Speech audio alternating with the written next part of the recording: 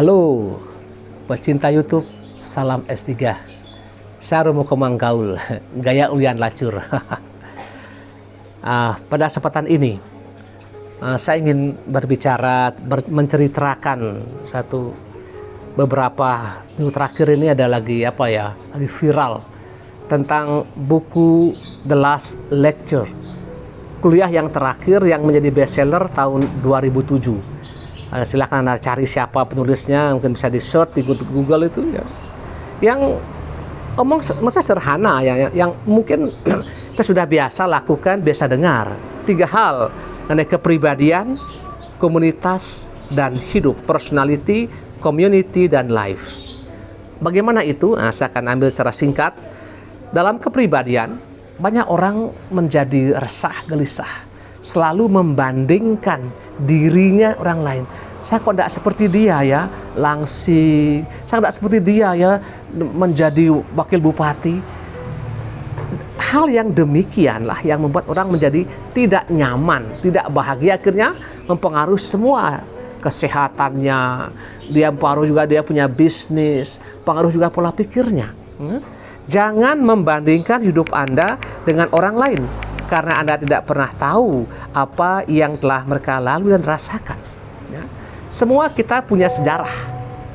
Sampai sekarang, dari kecil kita masing-masing punya semua. Dan memaknai sejarah ini sebagai hal yang unik, yang hanya saya miliki atau Anda miliki. Sehingga sangat tidak bijaksana membandingkan, saya kok tidak sama dengan dia. Keliru besar. Dan semakin kita membandingkan diri dengan orang lain, semakin kita tidak bahagia. Merasa selalu kurang dan tidak puas selanjutnya. Akhirnya apa? Gampang sekali mengomentari orang lain. Kemudian bagaimana ya? Orang tak nyaman itu bagaimana? Tidak sehat secara psikis. Tinggalkan dan jangan pernah saya, Anda ya Anda. Semua kita punya keunikan, dan keunikan itulah bentuk yang kita tonjolkan agar memperkaya wajah dunia, wajah hidup kita ini. Kemudian kadang kita ingin kaya dengan bekerja sekeras-kerasnya. Bila perlu 24 jam. Ini bahaya. Menurut saya yang penting bukan bekerja keras, penting bekerja keras dan cerdas. Sehingga kita punya kemampuan terbatas tubuh kita. Sehingga berpikirlah wajar kalau tidak bisa kerjakan sekarang, ya mungkin apakah bisa minggu depan atau bisa lusa.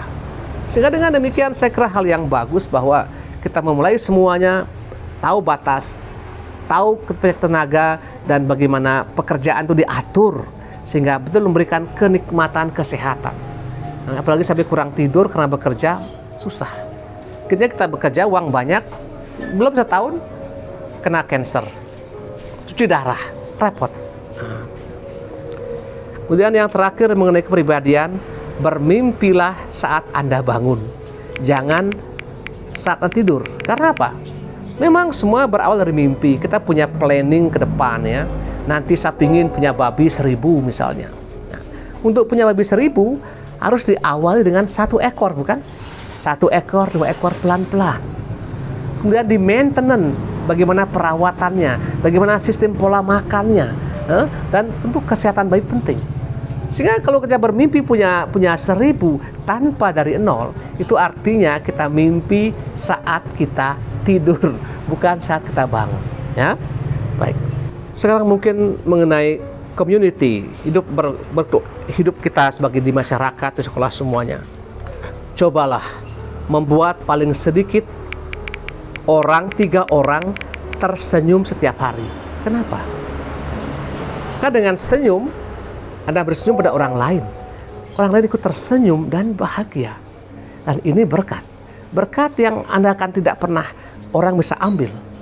Kalau tiap hari kita muka bengkok, mungkin tanpa sengaja, mungkin tahu dan mau kita menyalahkan si A, si B. Padahal karena kegoblokan kita, karena kita lupa, ini juga menjadi bencana.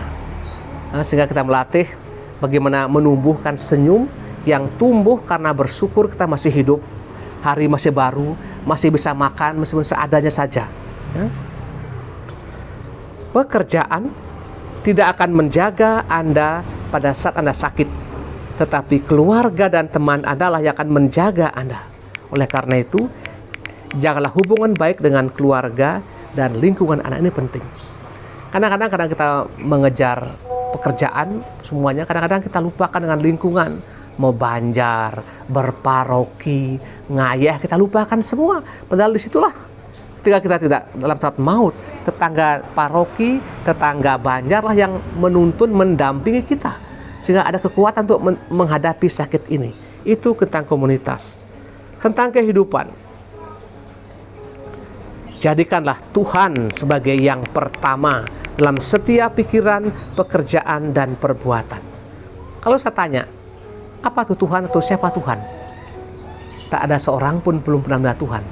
Tapi saya sangat yakin kalau Anda baca dalam Matius 25 tentang penghakiman terakhir. Salah satu syarat untuk dapat diselamatkan ialah apapun yang Anda buat bagi seorang saudara yang paling hina ini, itu engkau buat bagi aku.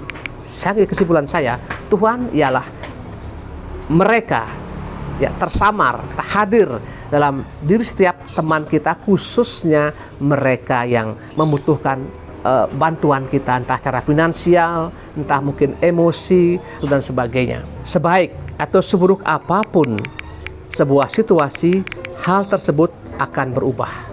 Betul. Namanya seperti sekarang, COVID ini buruk, betul, tapi dia tidak akan berubah pada saatnya. Oleh karena itu kita bisa memohonkan sama Tuhan supaya ada banyak orang baik yang berusaha menciptakan vaksin membantuan finansial bagi yang lain, sehingga orang-orang mampu bangkit dan memandang, menghadapi situasi dan mengubahnya. Ketika Anda bangun pagi, berterima kasihlah kepada Tuhan untuk itu. Ini penting. Kita anggap ini sebagai otomatis. Kita bisa bangun pagi karena ada kekuatan yang ada di belakang itu yang memampukan kita selalu bangun pagi. Dalam filsafat, dalam ilmu disebut sebagai penyebab segala penyebab, atau causa prima, penyebab yang pertama sehingga menjadikan sebab-sebab yang lain. Itulah sebagai Tuhan.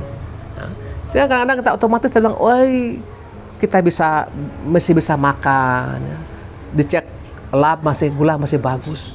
Ada kekuatan utama yang kita sadar sebagai orang beragama, yang tersebut sebagai Tuhan. Orang Hindu sebagai Sang Yang Pramekawi, Tuhan yang Maha Kuasa hadir. Bagaimana kita merasakan itu, bahwa Dia selalu mendampingi kita dalam setiap perkara. Sehingga teman-teman sekalian pecinta YouTube, ini tentu tidak seorang pun yang mampu mengerjakan semua ini. Saya menemukan renungan ini, saya ingin mewartakan, saya ingin kalian menyampaikan kepada semua orang. Karena saya menemukan tulisan, karena kita kadang kita orang Indonesia kurang suka membaca, sehingga kadang sedang mendengar. Anak juga sekarang, anak kami, anak sekolah senang audiovisual. Dia mendengar, dia melihat. Kalau baca kadang dia malas. Oleh karena itu saya angkat ini. Siapapun yang mengupload di web WhatsApp, saya ambil kemudian untuk menjadi permenungan saya, permenungan Anda semuanya. Bagaimana kita sebagai hidup di komunitas, ya. Kita hidup bagaimana kepribadian dan sebagai komunitas, dan hidup kita bagaimana agar setidaknya memberikan plus poin pada diri sendiri, pada sesama dan lingkungan kita. Itulah sebenarnya tujuan yang kita capai memang pas hidup. Nah, mungkin kita bisa bertanya, apalagi di masa prapaskah ini, ya, ada banyak hal yang kita bisa buat. Renungkan waktu untuk duduk sejenak, bertanya, apakah saya sudah ikut Tuhan, ikut Yesus sengsara, wafat, dan bangkit. Saya senang dengan tiga ini, sengsara, wafat, dan bangkit. Ketiga-tiganya satu kesatuan yang tidak bisa dipisahkan. Sebelum kita sampai di Kalvari dan bangkit, harus ikut jalan salib, pemikul salib. Itulah artinya melihat persoalan yang ada, melihat kelemahan yang ada, sebagai kesempatan untuk mensyukuri bahwa saya boleh mengalami seperti itu.